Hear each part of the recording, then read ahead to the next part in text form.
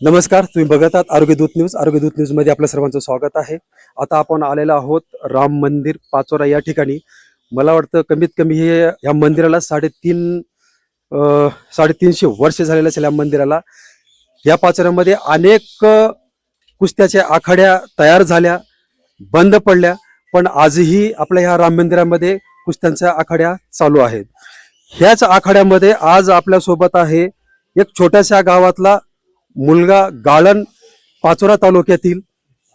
आणि ह्याच ठिकाणी ह्या छोट्याशा पाचोऱ्यामध्ये इथंच घडलेला आहे.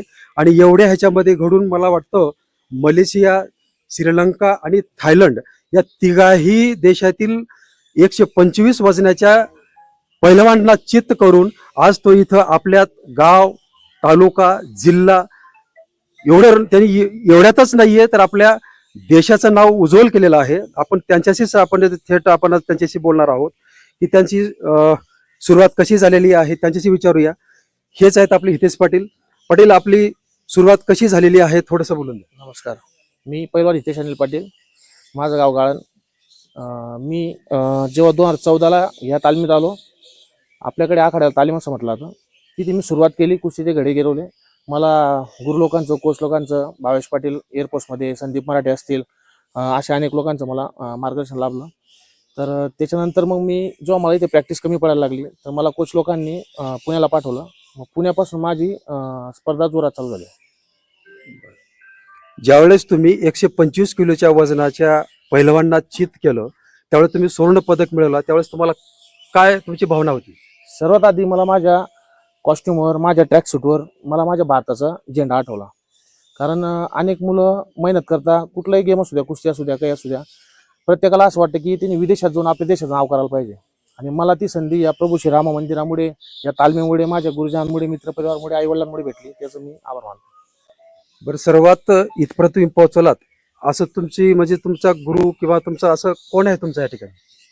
इथे भावेश पाटील आहे, जे स्वतः नॅशनल प्लेअर आहे, त्यांची 2-3दा मेडल नॅशनलला, ते आता एअरफोर्सला सर्व्हिसला आहेत. बाकी संदीप मराठे असतील, आमचे व्यायामशाळेचे अध्यक्ष राजू भाऊ असतील, सागर भाऊ असतील. हा आज देश पातळीवर कुस्ती खेळून 3 देशांच्या लोकांना चित करून आज विजेता पद झालेला आहे. आज खरोखरच आपल्या गावचंच नाही, तालुक्याचंच नाही, जळगाव जिल्ह्याचं आज नाव रोशन झालेलं आहे खरोखर. तर ह्या ठिकाणी जर आपण बघितलं तर कुस्त्याच्या आज आखाडे आहेत ते बंद पडत आहेत.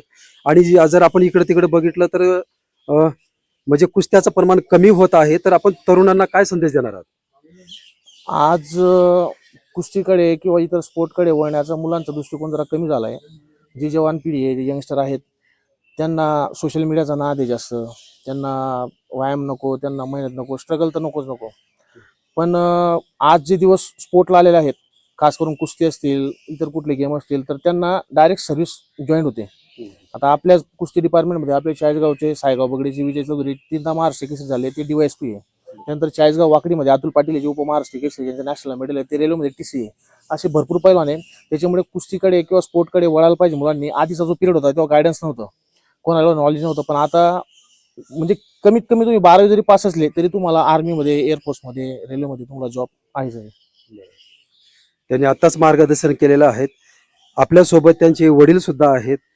ज्यावेळेस आपला मुलगा विजेतापद 125 किलोच्या वजनाच्या गटामध्ये प्रवेश केले आणि त्यांना चित्त केलं, त्यावेळेस तुमच्या मनात काय भावना आली? फार आनंद झाला.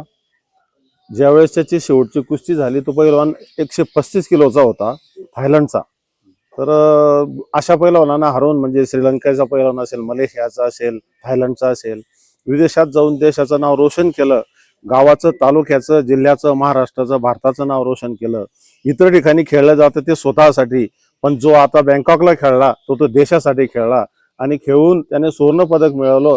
म्हणून आम्हाला फार आनंद झाला आणि फार समाधान वाटलं. कुठल्याही आई वडिलाला आपला मुलगा मोठा झाला पाहिजे असं त्यांच्या भावना असतात. आज त्यांच्यात किती खुशी असेल आपल्याला आपल्या शब्दात सांगता येणार नाहीये. आपल्यासोबत त्यांची आई सुद्धा आहे. ज्यावेळेस आपला मुलगा अशा पद्धती एवढ्या उंच आणि एवढे देशातच नाव केलेलं आहे, ज्यावेळेस विजेता पद झाले त्यावेळेस तुम्हाला काय वाटलं? ऐकून आनंद झाला. आई आहेत, त्यांना बोलता येणार नाहीये, पण त्यांच्या एका शब्दामध्येच आपल्याला त्यांच्या भावना समजून जातात. ऐकून आनंद झाला, खरोखरच आहे. आज आपला हा हितेश मुलगा आहे, छोट्याशा गावामध्ये गाळण हे छोटंसं गाव आहे, तालुका पाचोरा आहे. गाव, तालुका, जिल्हाच काय अख्ख्या देशामध्ये आपलं नाव कमवलेलं आहे आणि आज खानदेशाचं नाव उंचीवर गेलेलं आहे. आणि त्यांनी संदेश दिलेले आहेत सर्व तरुण मुलांना, जेही आज आपला इथपर्यंत गेलेला आहे त्याच पद्धतीनं इथं. आणि हे आखाडा आहे, म्हणजे छोटासा आखाडा आहे. मी तुम्हाला सर्वांना आखाडा दाखवणारच आहे. पण सर्वात महत्वाचं आरोग्य दूत न्यूज कडून हितेश खूप खूप अभिनंदन, की कारण एवढ्या श्रीलंका, थायलंड आणि मलेशिया एवढ्या देशां, म्हणजे बघा ना तुम्ही, छोट्यासा म्हणजे असं जिल्ह्यावर नाहीये, तालुक्यावर नाही, एवढ्या देशांच्या 125 वजनाच्या गटात प्रवेश करून त्या लोकांना चित्त करून आज आपल्या पाचोऱ्याचं नाव उज्ज्वल केलेलं आहे. त्यांचं धन्यवाद. मी तुम्हाला त्यांचा आखाडा थोडा दाखवेन, किती म्हणजे त्यांनी सुरुवात कुठून केलेली आहे, कसं केलं, तुम्हाला मी आखाडा दाखवतो. हितेश भाऊ, धन्यवाद तुमचं. त्यांना मी आखाडा दाखवतो, तुम्ही कुठून तयार झाला, कसं तयार झाल्यात. एक मिनिट इकडे या. हे त्यांचा आखाडा आहे, आपण त्यांना दाखवून देऊया. आपण त्यांना हे पहा, हितेशचा हा आखाडा आहे. या ठिकाणी त्यांनी इथून सुरुवात केलेली आहे. हे पूर्ण आखाडा दाखवून द्या. या ठिकाणी या ठिकाणी म्हणजे छोट्याशा आखाड्यामधून तयार झालेला मुलगा आज देश पातळीवर खेळून आज आपल्या जळगाव जिल्ह्याचं, खानदेशाचं नाव उज्ज्वल झालेलं आहे. या ठिकाणी तुम्ही या ठिकाणी बघू शकता. धन्यवाद.